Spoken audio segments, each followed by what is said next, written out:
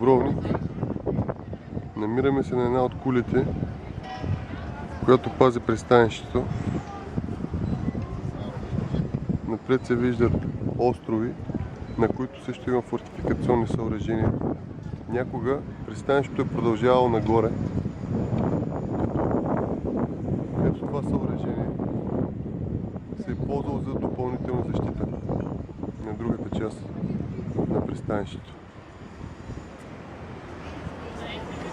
На нас ни предстои да се качим ето по тази крепостна стена към цитаделата. А ето това е голяма катедрала.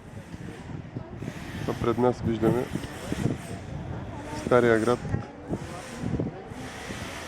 с неговите сгради.